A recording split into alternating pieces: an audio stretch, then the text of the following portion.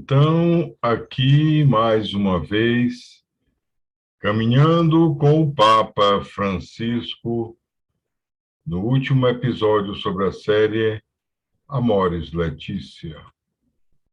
Hoje vamos para o último capítulo, nessa fase do agir, que também encerra todo o documento. É o 9º capítulo que trata da espiritualidade conjugal e familiar.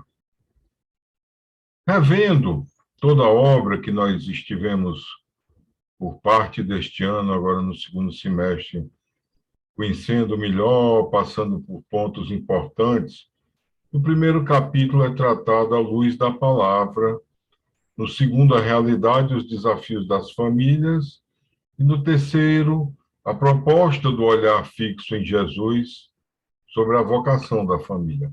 A primeira etapa do ver, da percepção.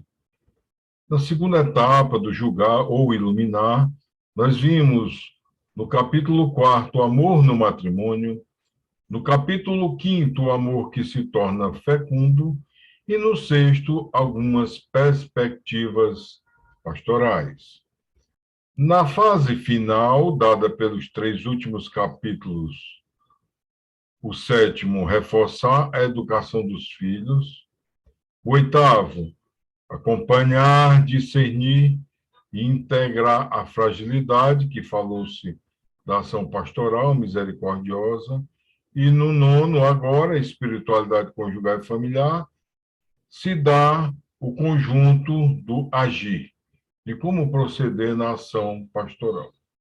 E neste de hoje, que encerra o documento, nós temos a espiritualidade da comunhão sobrenatural, unidos em oração à luz da Páscoa, espiritualidade do amor exclusivo e libertador, espiritualidade da solicitude, da consolação e do estímulo. É centrado nesse unidos em oração à luz da Páscoa. Como tudo em nós cristãos, é preciso colocar Cristo no centro. E a Páscoa de Cristo é o centro da própria existência e da comunhão conosco. É aquele momento de entrega e de ressurreição em que venceu a morte para a nossa salvação. Assim, vamos ver quais são as propostas do Papa no final desse documento. No número 315, acentua que a presença do Senhor habita na família real e concreta, com todos os seus sofrimentos, lutas, alegrias e propósitos diários. Quando se vive em família, é difícil fingir e mentir. Não podemos mostrar uma máscara, nos lembra o Papa. Se o amor anima esta autenticidade, o Senhor reina nela, com a sua alegria e sua paz. A espiritualidade do amor familiar é feita de milhares de gestos reais e concretos. Deus tem a sua própria habitação nesta variedade de dons e encontros que fazem maturar a comunhão. Esta dedicação une o humano e o divino, porque está cheia do amor de Deus. Em suma, a espiritualidade matrimonial é uma espiritualidade do vínculo habitado pelo amor divino. Então, 2 pontos aí chamam a atenção nossa. A espiritualidade de gestos reais e concretos, não romanticismo, não idealismos inalcançáveis. Realidade e concretude. E o vínculo habitado pelo amor divino. Devemos sempre considerar que na família está a forte, real e constante presença de Deus. E assim devemos nos comportar em cada momento de nossa convivência familiar. O número 318 lembra a importância da oração. A oração em família é um meio privilegiado para exprimir e reforçar esta fé pascal. Não apenas a oração particular, mas também a oração por excelência da Igreja, que é a Eucaristia, que nós chamamos comumente de Santa Missa. O alimento da Eucaristia é força e estímulo para viver cada dia a aliança matrimonial como igreja doméstica. Sim, o Papa pretende sempre resgatar esse conceito do Concílio Vaticano II, da igreja doméstica. A igreja é uma igreja de igrejas domésticas. A igreja é uma família de família, comunidade de comunidades. Então, devemos ter essa interatividade da presença de Deus na nossa igreja familiar doméstica e na igreja comunidade. No matrimônio, lembra o Papa, vive-se também o sentido de pertencer completamente a uma única pessoa. É o item que ele chamou de espiritualidade do amor, exclusivo e libertador. Também chama a atenção para a espiritualidade da solicitude, da consolação e do estímulo. No número 321 está assim: os esposos cristãos são cooperadores da graça e testemunhas da fé um para com o outro, para com os filhos e demais familiares. Deus convida-os a gerar e a cuidar. Por isso mesmo, a família foi desde sempre o hospital mais próximo, ou seja, o lugar do cuidado, o lugar da atenção, o lugar de curar e deixar passar as feridas. No número 322, nos é lembrado que toda a vida da família é um pastoreio misericordioso. Temos que pensar muito nisso. Misericórdia ganha e exerce lugar fundamental na convivência familiar. No número 323, ele diz que é uma experiência espiritual profunda contemplar cada ente querido com os olhos de Deus e reconhecer Cristo nele.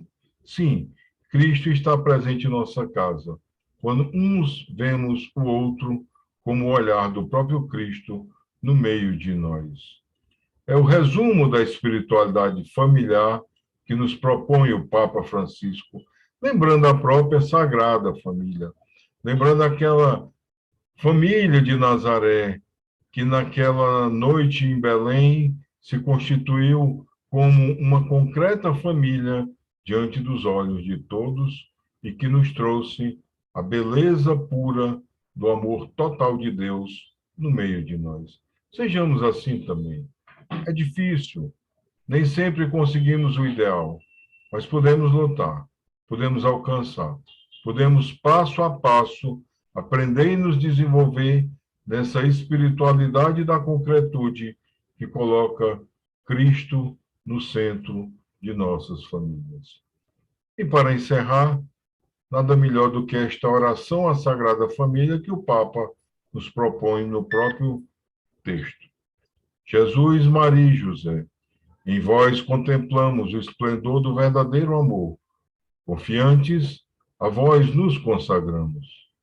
Sagrada Família de Nazaré, tornai também as nossas famílias lugares de comunhão e cenáculos de oração, autênticas escolas do Evangelho e pequenas igrejas domésticas. Sagrada Família de Nazaré, que nunca mais haja nas famílias episódios de violência, de fechamento e divisão, e quem tiver sido ferido ou escandalizado, seja rapidamente consolado e curado. Sagrada Família de Nazaré, fazei que todos nos tornemos conscientes do caráter sagrado e inviolável da família, da sua beleza no projeto de Deus. Jesus, Maria e José, ouvi-nos e acolhei a nossa súplica. Amém. Que assim, sob a proteção da Sagrada Família, possamos repensar tudo deste documento. Se precisar, volte aos vídeos anteriores. Se tiver algum tempo que possa se dedicar, procure o texto. Tem lá no nosso site, na seção downloads, em paroquiacristoreice.com.br, gratuitamente. Também é um livrinho barato para quem gosta de ler em papel, materialmente. Pode adquiri-lo e ler, estudar. Fixar sempre a importância da família na igreja e o modo pastoral de trabalharmos. Igreja que pode ser não apenas a nossa comunidade, mas também a nossa igreja doméstica.